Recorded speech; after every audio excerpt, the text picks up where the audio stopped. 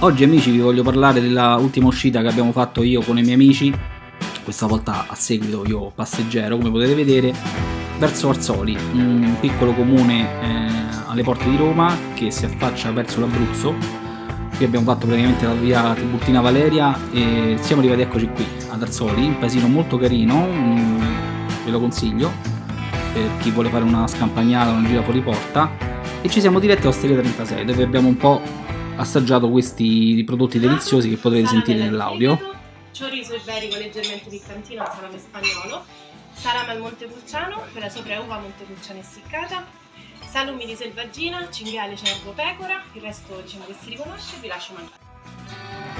Poi potete vedere qui delle fettuccine ai funghi porcini fatte in casa, di stagione, e lo spiedone di Angus. Qui ragazzi sono veramente peccati i baffi, per finire con gli arrosticini di fegato, ragazzi, da provare, buonissimi, ovviamente abruzzesi.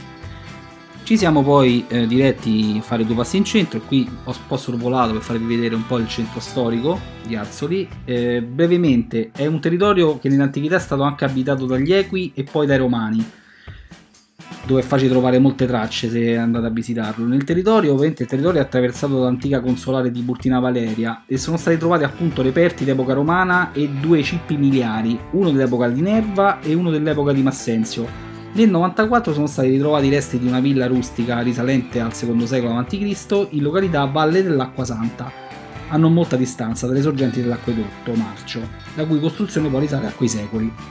Molti personaggi storici qui hanno vissuto in questa località, partendo appunto dalla parte ecclesiastica dei monaci di Subiaco.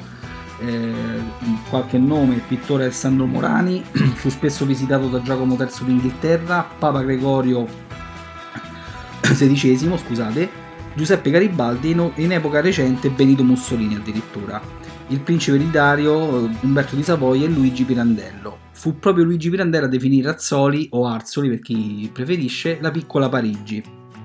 E passeggiando nei vicoli fioriti, la prerogativa di questo incantevole borgo per il visitatore potrà appunto sentire suoni e odori familiari. Ad Arzoli rivivono gli antichi mestieri e che dal 500 furono attivi fino al secolo scorso, dalle antiche lavorazioni delle pelli alla tessitura, a telaio. Infatti in centro passeggiando ho visto proprio molti bottegai di pellami e calzature. È previsto che queste attività rinascano nei siti originali, sono state già avviate iniziative per rianimare il borgo. Devo dire che confermo queste fonti, perché è un borgo molto carino e sicuramente spero che non vada a rischio spopolamento. Ragazzi, io vi ringrazio e questo è l'ultimo video, diciamo, del mio canale. Ci vediamo alla prossima. Ciao ragazzi, alla prossima!